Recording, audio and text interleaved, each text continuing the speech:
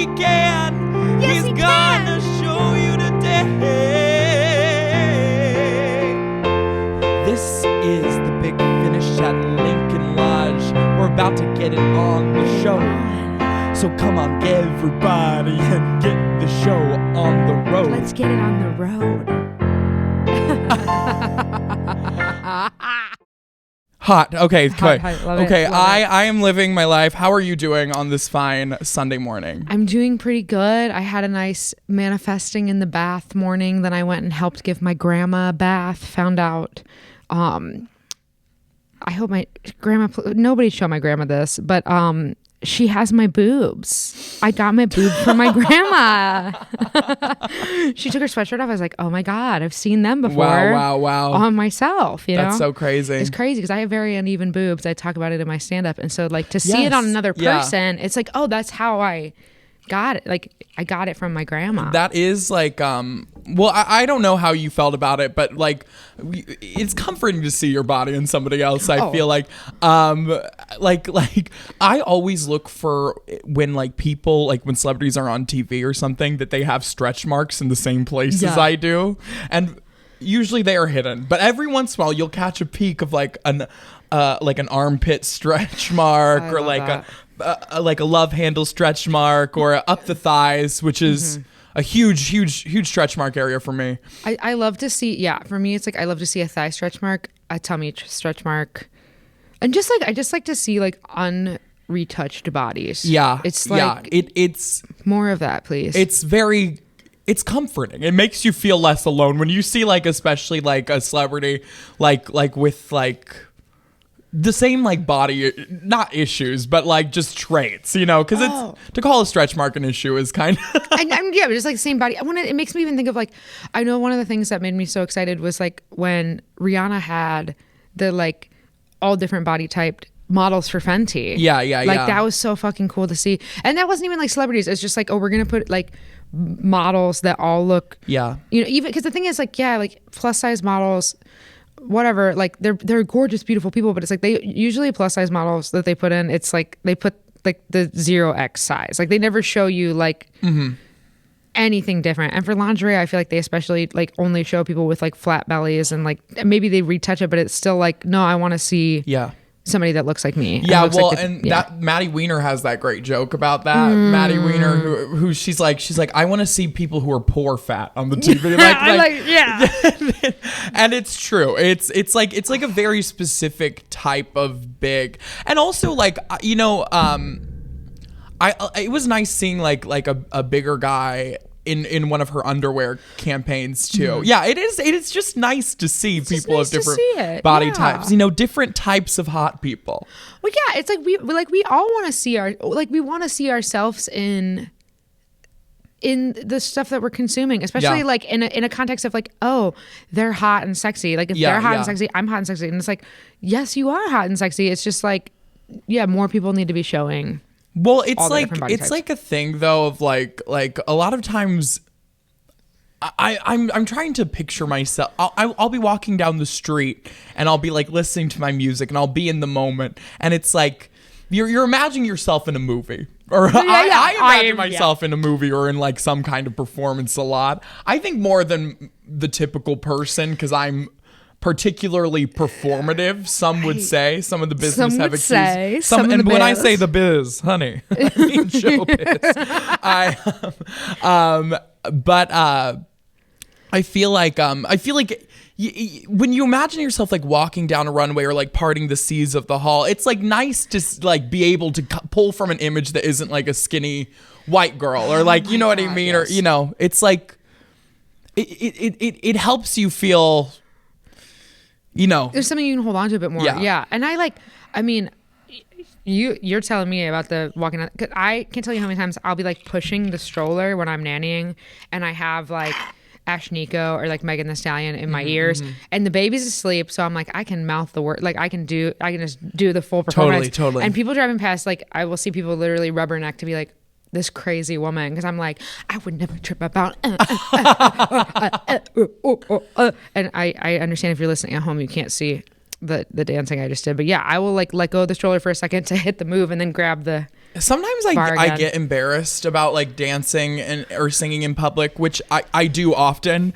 But then I'm like I actually kind of don't give a fuck because it's like I'm a good dancer. I'm a good singer. Why would you care? Even if I was bad, people like to see people in public singing or acting so or perform. People love to see somebody walking down the street just dance. Like, you know, when you see somebody in the car next to you and they're like jamming out to a song, like that's a beautiful thing. That's the thing about dancing is like everyone's embarrassed to go dancing or like sing or like do stuff in front of people, but it's like, it's really just about expressing joy. You know what I mean? Well, and it's like, and we've talked about this topic, I think, a couple other times in this podcast, but like anybody who would look at somebody genuinely expressing joy and be like, ew. Yeah. That's their projection. That's their fucked up. That's fucking problem. Yeah. And what, somebody who is that negative and bitter a bitch, like why would you or me or anybody who's as fabulous as us care about impressing those people? Nothing we do is ever going to please them, so may as well just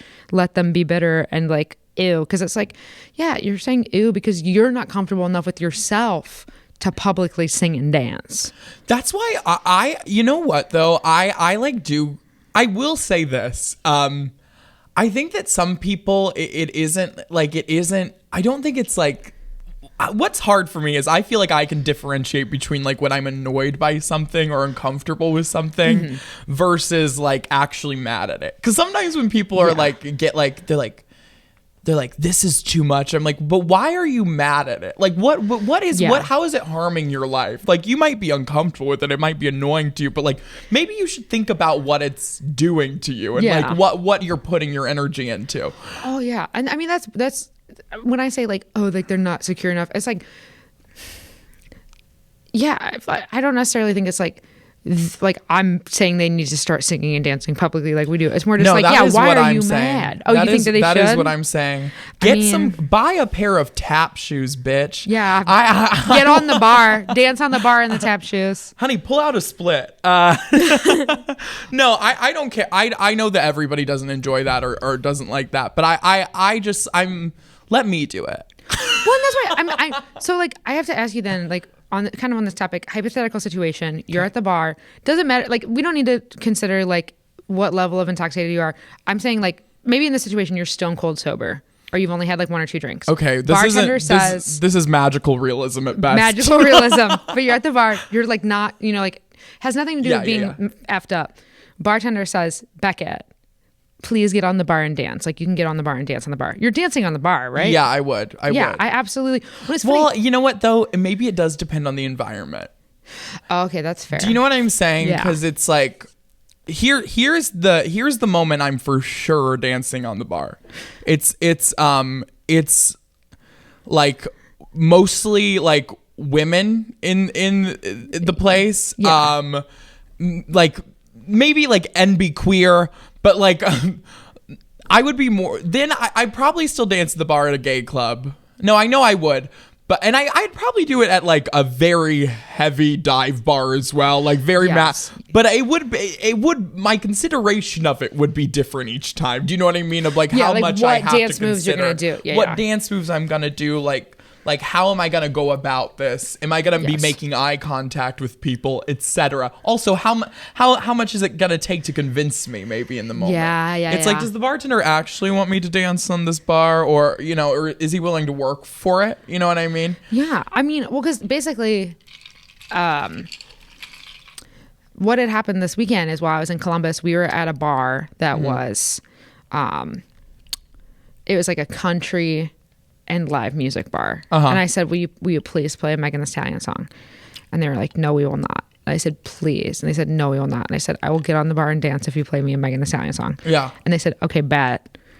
So then I got on the bar. But it's like, it was the kind of thing where it was like, I had a lot of people like reply to my story and be like, oh my gosh, you're so crazy. It's like, I don't think it's that crazy. Like it was just fun to do. Yeah, no. I mean, I think that's one of those things that's like been given a connotation of like crazy. You're crazy. Like, she's dancing on the bar. Just because it's become like a cultural symbol of like dancing on the bar, like Coyote Ugly, you know, like loose, crazy woman. Yeah. Very that. But I don't know that it actually is that crazy. I guess the only thing is, there is that risk of falling. I mean, yeah, I did have 1 second where my foot kind of went to the front. I was like, ooh, but then I just went back a bit, and then I feel like dancing on the bar though, like you can't be doing as much movement as you would on the floor. You just gotta do a little like step, touch, step, because it's like you will fall off the bar. I've considered strongly, and just because here's the thing, I've considered strongly trying to strip or go dance. I would like to try it because I love dancing. I loved it, and I also, I don't know. It's just it's something I'd like to experience. When I think that you would bring such a fun energy to it, and you are an amazing dancer, but the thing is being an amazing dancer doesn't matter if you don't have like the personality and the zhuzh and the facial expressions to back it up, which you absolutely have. Well, that's I think what makes me an amazing dancer, because I mean part of it is like the moves, but a lot of it is the selling it. You're giving face, the selling it, and that's what people don't understand is you don't have to be like. You don't have to have any rhythm whatsoever. If you're fucking selling it, people love that. And honestly, I am a strong mover at best. I was always in show choir, being taught like the more basic choreo, but they would put me in the second and the first row because my facial expressions were so good. Bada bing. And that's it. Nobody really is care. It's awesome if you can hit the moves, but it's more like, can you sell it?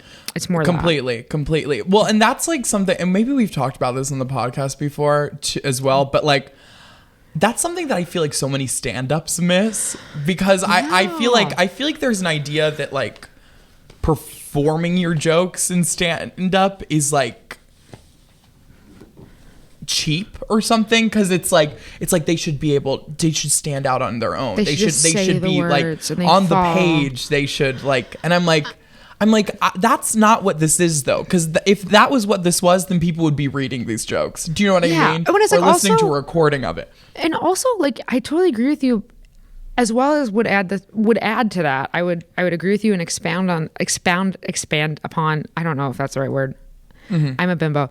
I would say that like I think that the most entertaining stand-up to watch is when it feels like the person with the mic is like telling their close friends a wild story. Mm-hmm, mm-hmm. And so it's like when you're telling your friends a story, like you love your friends and you're excited about the story. Yeah. So if I don't see that excitement for what you're about to, then what like.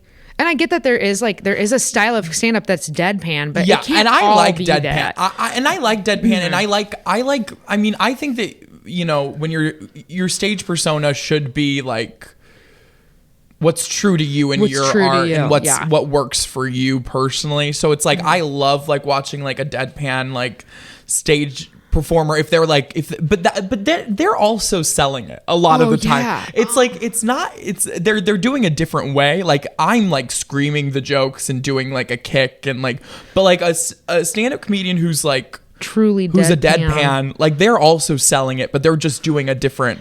Do you know what I'm saying? Yeah, I even feel like it's like when I think of like deadpan stand-ups that I really love, it's like you almost can feel like the wink or the smirk before they deliver the thing. Yeah. Like they're like letting you in on their joke. Yeah. It's just like I'd say I would even compare it to like acting for theater versus acting for film. Yeah. Like deadpan stand-up comedians, it's like acting for film. It's just everything is less exaggerated, but you're still performing. It's still performance art. It's still performing. And it's like, like I feel like it's like if you don't have the stage presence that the audience feels comfortable, like that you can take a hold of this.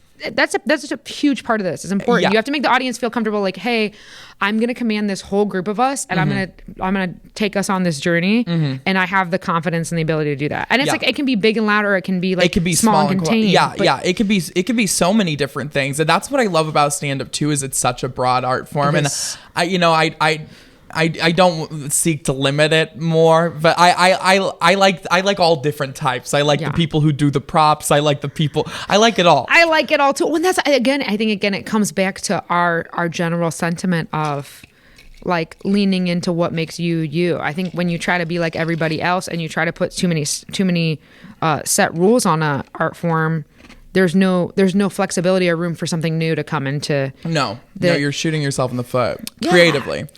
And the performance thing you're talking about, I would just like, one other thing I would want to say is I feel like it's less like, it's more just like about it's a level of authenticity. Like if you're just reading the words, or if the way you're delivering it is if it's you're not having ownership of those thoughts. It's like you're just saying stuff like blah, blah, blah, blah, blah. It's like, how can you take ownership of your words? How can you make them your own? I think that there's many different ways to do that, but it must be done for it to be engaging. Completely. I have a question for you. Sure. What is your proudest Instagram follow? And it doesn't have to be like a famous person. It definitely can be, but also it's like, I feel like some people have like a proud Instagram follow. It's like somebody who they think is really hot, or who likes that, or somebody that they think is really cool. Yes. You know what I mean? I just got like a huge Instagram follow recently. Did I show you this? You did. You showed me. You messaged me, and I was so excited for you. I literally flipped out. I would flip out too. So okay. I like, obviously when you get to do a show with a really awesome person and you meet in the green room and they like you and they follow you back and you follow them, that feels good. So it's like I did the Chrissy Chapeka show, and Chrissy followed me. Oh, because I did it in January, and then I'm gonna do it again in March. Okay. So did you recommend me for that? I did. Okay, they did contact me, and I fucking missed it till a week later. And I love her so much, the Chrissy. Well, I think they're gonna make it a regular thing. So hopefully, I was gonna say, if you're free, really want to do it, and I love her so much. I think she's so funny. If you're free that night, still just come. Yeah, just come. Yeah, I probably will. Just come, because I was like, I had a really, really great time last time I did it in January, and me and Chrissy like really clicked and connected. And then I feel really grateful they asked me to do this one as well. And so I mean, as long as she asks me to do them, I will continue to do them. But I also want to make room for other people, because I mean, again, I'm trying to be very careful with my words here, but I was really grateful to be able to put them onto some other queer comics. Yes, because I think that they said, hey, we know about XYZ. Do you have any people that are queer comics that you wouldn't know about? And you were the first person I said, obviously, because like yeah.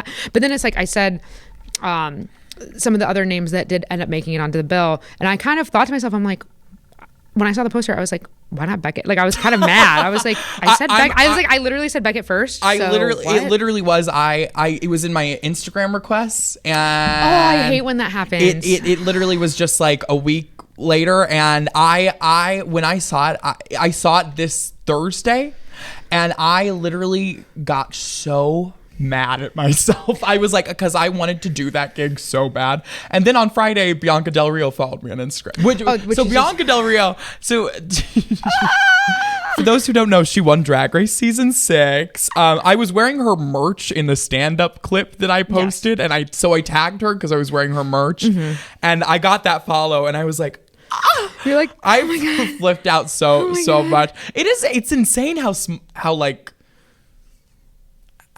the internet can like do that sometimes. And I mean, I'm more of that's not my dream place to get discovered by people, or like I feel less strong on the internet than I do in person. I mean, honestly, I'm the same way. I feel like I keep getting into it with other comedians, because they're like, you should post your songs, you should post your reels, and I'm like, well, I mean, my thing is like, I have such a strong vision for like, if I were to make music videos of each of my songs, what it would look like. And I'm like, I'm making a music video for Kill All the Men that I'm going to put out in March. But it's like, beyond that, like my Cows music video, I probably won't film that till like May. And so when I have those done, I'll absolutely release them. But it's like, for my reels or my TikTok content, I would rather just like say something dumb into the camera in my car, like I'm going about my day, like almost like a personality thing. And then it's like, if people like that, then they come to my show, because it's like that way. When they come to the show, they haven't already seen all my stuff. And I get that, like, some people are like, well, you got to let that go, because like they'll like it anyway. And I'm like, I don't have to do anything. Like I'm going to do what I think works for me, Yeah. No, I definitely get that. I do agree with that. I think that I think it's hard, because I'm like day to day, like living my life, a high energy, like big personality, and people are like, you like have the personality to be like, and I'm like, but I don't have like I never think I'm like, oh, I gotta post this on TikTok or Instagram. It's like mine always is, I feel like I have to post on them, and then I like try to find something to post. Yeah. Which is, I think, not the best. When I'd say like for me, it's more just like when I have an idea, I'll make it and I'll post it. So it's like I don't have the consistency that I think I need to have, which is something I would like to start getting better about. But I guess, yeah, like for me, it's like I kind of am in this catch-22 of like, I'm such a perfectionist. I don't want to share anything until I feel like it's ready. That's literally like one of my biggest problems is you know, it's funny because I have obsessive compulsive disorder, and you've said before, and I'm like a perfectionist, but like my life is such a mess. But I feel like that these like ideas that people have of like those traits are different than how they like go about. I don't do things unless I feel that I'm going to be really good at them. I'm very similar. And I'm very similar. And what's hard is very rarely in my life, maybe a handful of times, have I started out bad at something and then continued to work at it. And I started out pretty good at most of the things that I've ended up good at. You know what I mean? Yeah. But I also like my thing is like, I'm like, if I can't get this exactly right, then I don't want to do it at all, which is bad. I think that ultimately is I think it's hindering to art, and especially if you need to make a lot of content, it's very bad. You got to move on at some point. Yeah. I think that like part of what has helped me, I guess, with my TikTok stuff is I treat TikTok like a virtual open mic. So if I have like an idea for like this could be a bigger thing, I'll do like. Yeah, I'll just do a quick quip about it. Or like most recently, like I did like a little song. It was like, you played with me, you did me wrong. Sorry, now I gotta marry your mom. I gotta marry your mom. I gotta marry. Like I just do stuff like that. Yeah. And it's like, yeah, I could make that into a bigger thing, but also people are like, oh, it's so silly, and then they want to use my audio to like lip sync. So that's kind of like that's my angle on it. But it's like, it also helps. Like it helps me because it's like,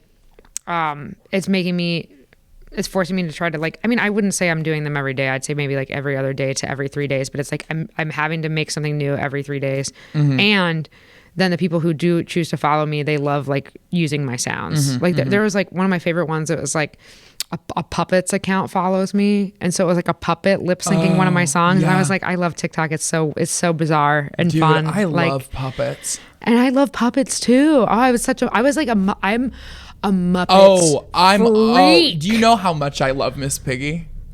Why do I feel like I've talked about this on the podcast? I don't think you've talked about this. I haven't talked about how much I love Miss Piggy. I get emotional about how much I love Miss Piggy. So Miss Piggy is really important. I had my grandma used to have this book, and it was like all of Miss Piggy's like looks. And it was like a photo shoot, and it was just all the different Miss Piggies. And I remember she played the witch in the Muppets Wizard of Oz, and she played like.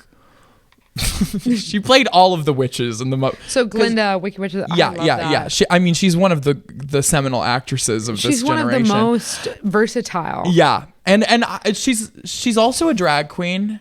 Yes, and she just really she's really funny. Oh, she's so really funny and super confident. Her confidence is something that I've always just wanted to like put into a bottle and like drink and like live. Like I do try to just be Miss Piggy every day. Like I really do like try to embody that energy. Yeah. Like I'm sorry, Muppet Christmas Carol, that's my favorite one. And like just her the scene where she can't tell the difference between the twin like little Miss Piggies. It's like Belinda Bettina, and she's just like whatever. And also when Michael Caine's like at the door like trying to say like, oh, I'm gonna raise your salary, I'm gonna like make you better. She's like, and I'm about to raise you right off the pavement. Like I just like love that energy. Like she's ready to fight for her man. Like she's ready to fight. No, in the Muppets Wizard of Oz, we're just gonna tell Miss Piggy jokes. I love Miss Piggy. In the Muppets Wizard of Oz, the way she ends up melting is somebody was drawing her a bath, and she went in to like take the bath, and she's like, is this tap water? Oh my god! Because she only bathed in bottled water. It was so stupid. To watch that when I get home. That is so Miss Piggy that she dies because it's tap water. Yeah, that's like one that I like saw like an article that was like 100 best Muppet movies or something, and it was like that was like the dead last Muppet movie. Like that's I think one of the most hated pieces of Muppet fiction. But it's like my favorite because I used to be like just addicted to the Wizard of Oz, which is okay, we get it, you're gay. I like was addicted to the Wizard of Oz, and I wanted to see every different type of interpretation of the Wizard of Oz. So I like to look up, like there was like this anime Wizard of Oz, like the Muppets, like the Wiz. Like I liked all these retellings, and I'm fascinated by that in general. Like I don't know, just kind of like, well, what's crazy is like I think about this with comedy too, and I'm sorry we're talking so much about comedy and performing, honey, but like. And copyright and like that, all those concepts are very new, and I get why they're important, and I get why it's so important, because you don't want in like when our ideas are monetized and like the sources of our career, it's like we have to kind of have some kind of ownership over them. Otherwise, we can't really make money doing this. But at the same time, it's like nobody had ownership of stories or ideas before this, really. And they were just like stories, and everyone got to play with those things. And, I do sometimes feel like the way that like stand up is so obsessed with like who came up with this idea, and like, I mean, like they're stealing jokes, but there's, and but like, I sometimes I'm like, are we too caught up on that? Yeah, sometimes it's like, because their parallel thoughts are a real thing, and also it's just like if it's a broad enough topic and you can have different enough point of views, then I think that should be allowed. My only thing is like if somebody line for line says somebody else's joke, I'm like sitting there like, I know that somebody else says that joke. Have you ever had the same joke as another comedian? I don't think I've ever had the same joke as another comedian. I had either a comedian, like maybe I had a comedian accidentally say one of my jokes, like.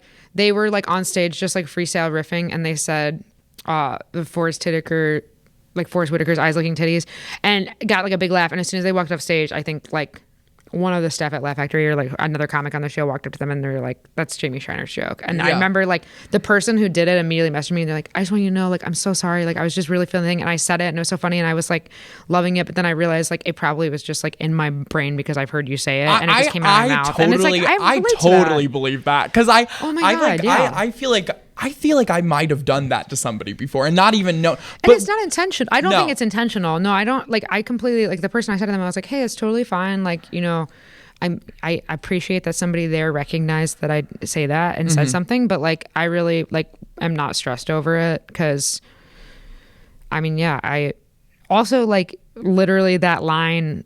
I think Ed Towns helped me with that line. Well, I was like punching up my jokes, and I was like, okay, like what could I compare Uneven Tits to? And he was like, oh, you got some Forrest Whitaker's eyes tits. And I was like, that's amazing. Can I use that? Because it's not like Ed can tell that joke. You know what I mean? So it's like, I definitely can put my hands up and say like, I wrote the premise, but he helped me with my biggest punchline of the joke. So. Yeah. Well, that I have one joke, and at this point I don't even really consider it mine as much as a street joke, just because I've heard several other people make almost the exact same joke, and I don't think any of them stole it from me, and I don't think I stole it from them either. I think it's just like a joke that's really obvious, and that is Carrot Bottom. I think Carrot Bottom is like, and there was this comedian who did like a whole like one person show where they called themselves Carrot Bottom, and they did like prop comedy is like Carrot Bottom, and then one time I had this comedian who does the joke, and I'm just telling the story. I'm over this, but he came up to me, and he did the same joke, and he told me he's like you stole that joke from me. Like, you saw me, and I'm like, no, I definitely didn't. Here's like, I like had an Instagram compilation of me doing it at different places, and I'm like, and I still use that joke because I kind of, and I I think whoever can use that. To me, it feels like a street joke at this point because it's just obvious. Who's a redhead who's about I think that it's fun. I mean, it's like it's not part of my distinct material. It's not. It doesn't say a lot about me really. It's just kind of like a one-liner that like helps with transitions. Well, and that's why I don't think it's the end of I will say like. I just thought of the other.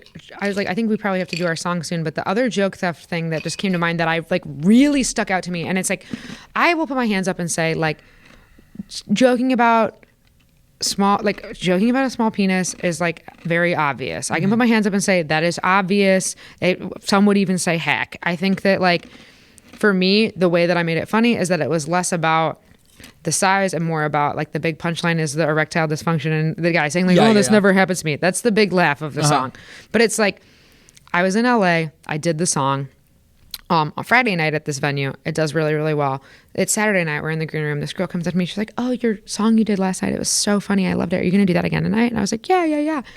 And she's going up 2 before me, and I'm sitting in the back watching her, and she's like, oh, I have this new song, I just wrote it. And I'm looking at her, and everyone's looking around, they're like, she never does songs. And she just like wrote a song about a guy having a small penis and randomly did it at the end of her set 2 comics before me. Wow, that's so And then crazy. I went up to her, I was like, hey, so you want to talk about the fact that like you literally told me great job on my song and asked me if I was doing it tonight, and then went up and did that when you knew you were up 2 before me? And she was just like, oh, I didn't even think about that, so sorry. And I'm like, of course you thought about that. Like, it was like some weird, like, it was some weird, like, Regina George Mean Girls shit. Yeah. So I, like, quickly changed my set and did, like, a different song at the end instead. But I was so furious because it's, like, the crowd that was there, like, my song would have killed. And it was just, like, my song is better written and executed than what she did. But then she made it so that, like, I couldn't do my thing because then it would just look like I had stolen her idea, even though it's, like, no, like, and that's why I think it's, like, I think that any headliner should be able to follow anybody. I do agree with that, but I do think it's like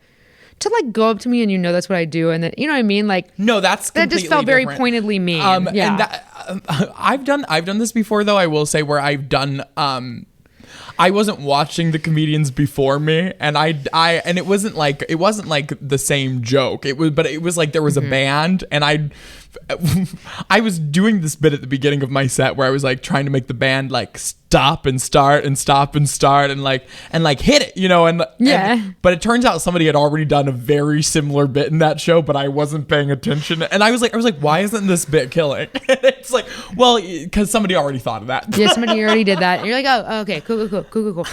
And it's like, and that's why you have to watch the whole, but it's like, sometimes you just don't watch the whole show. I try to, but it's like, sometimes if you come in late, you couldn't have known. I still would laugh at that a second time. I think it's very silly, but I think it's just, I do think it's a thing, like you said, it's like, we can't, like, there's just not enough ideas for like everything to be so unique, but it's like, that's why you do try to take like your point of view on things and make it as unique as possible. My opinion on comedy, a lot of people don't like my comedy. A lot of people love my comedy. So it's like, I think it's like, you know, take or leave what you think of it. But I think that the reason why I'm able to get away with like some of my more general topics is because I make it so specific that it's like.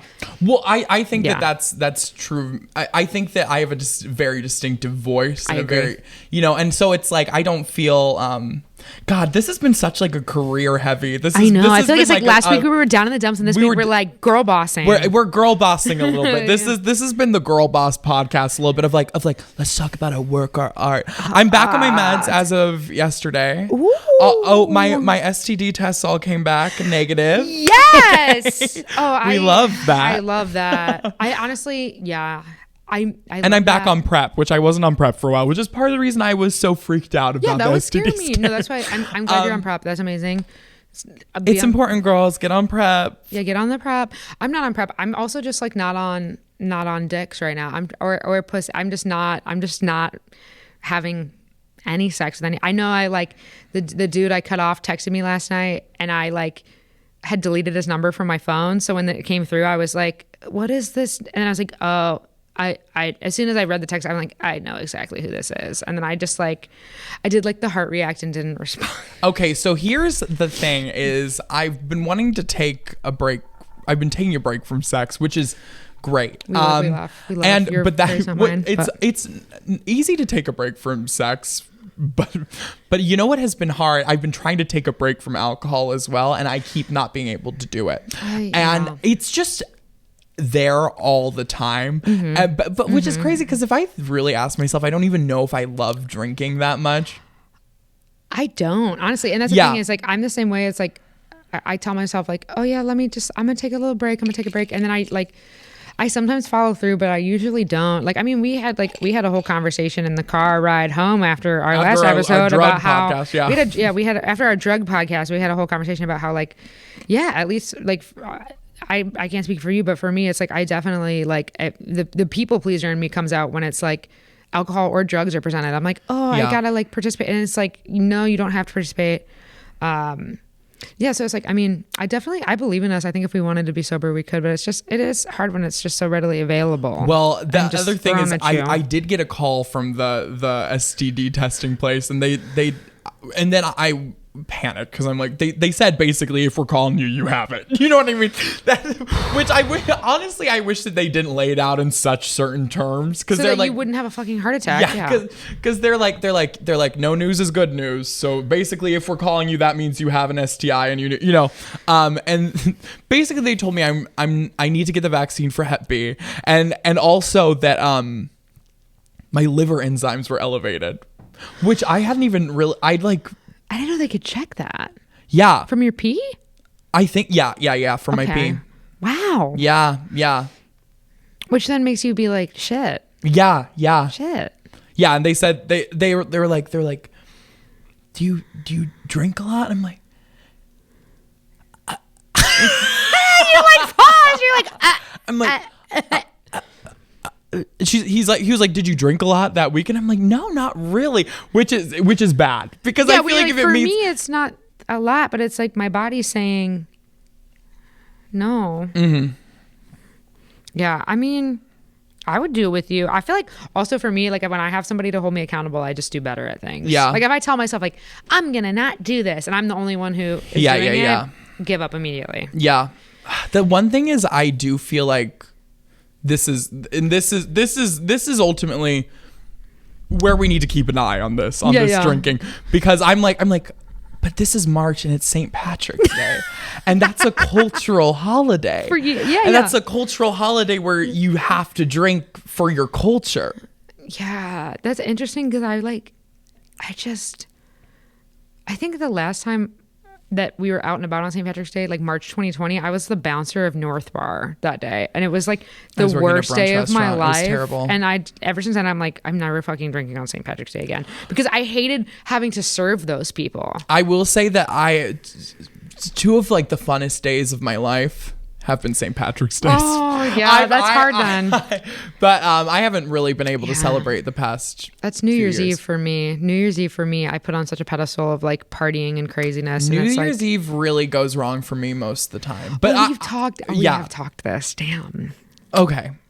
Well, I feel like we gotta break a song. We gotta do a song from all this career talk. All this business women. How to succeed in business without really trying. I feel like that's been the energy of this. Like, I love that we're both queer, though. I feel like that shows very straight man energy, typically. How to succeed in business without really trying. That was for my senior year. I wanted them to do a show where I could be the star, and that was one of the ones I was considering, because I was like, I don't know. There aren't that many, like, lead male roles in musical theater that I'm dying to do that much. I know. The MC in Cabaret. I would love to see you be the MC in Cabaret. I want to be the prostitute woman. I know that that's, like, a lot of the characters, but you know the one I'm thinking about specifically? The one who sings Tomorrow Belongs to Me at the end, and she's, like, a baddie in the end. I don't know if I do. I forget the name of the character. I seen the movie. I actually haven't seen the stage show, although I have listened to but I don't know that. But I feel like they change who sings Tomorrow Belongs to Me a lot too. So I'm like, I thought that it was a little kid who sang it. Oh, maybe in the movie. I was gonna say, no. I mean, my dream role is still, I want to be Queenie in the Wild Party. Oh, so which one? Bad. Lipa or Lechuzas? Lipa. Okay, I was gonna say. I want to sing Maybe I Like It This Way. So bad. But yeah, we need to sing our song, listeners. Yeah. We'll talk our dream roles another time.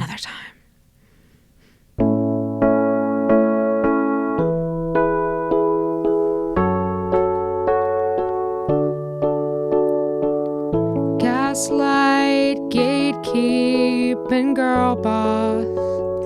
That's my big three. Gaslight, gatekeep, and girl boss. That's my big three. Run this whole city. Gaslight, gatekeep, and girl boss. Oh yeah, gaslight. Don't let them know what they're thinking. You gotta trick them into thinking that they are crazier than you. When you know you're the crazy one. But then you can't stop there. You got to gatekeep everything that you care about. Don't let nobody in. Be exclusionary. Nobody knew. Oh, we're exclusionary. Nobody knew. And then you will carry the hatred in your heart from tricking and manipulating all the darkness in your soul that's gesticulating. You will use it to be the girl boss that you see in the mirror. Ooh, you're wearing a skirt suit. You're wearing your skirt suit so that you can gaslight, gatekeep, and girl boss. You gotta gaslight, gatekeep, and girl boss. This is how you run the entire city. You gotta gaslight, gatekeep, and girl boss. Gaslight, gatekeep, and girl boss. Gaslight, gatekeep, and girl boss. Gaslight, gatekeep, and girl boss. Gaslight, gatekeep, and girl boss. Gaslight, gatekeep, and girl boss. Gaslight, gatekeep, and girl boss. Gaslight, gatekeep, and girl boss. Girl boss. Gaslight, gatekeep, and girl boss. No matter how many friends you lose or people you leave dead and bloody and dying along the way, you will make it. yes. Results may vary. But seriously, that was just in fun. Don't do any of those things. Yeah, really. Don't, I think obviously don't we were kidding. Everyone you love to succeed. Yeah, ew. Ew. Ew. Ew, ew. Well, this has been The Big Finish. That was a big finish. Honey, thank you to Becca and Christine for producing and playing for us. And thank you to the Lincoln Lodge for letting us record. You guys have a great week. We love you. Bye. Bye. This is The Big Finish at Lincoln Lodge. We're about to get it on the show. So come on, everybody, and get the show on the road. Let's get it on the road.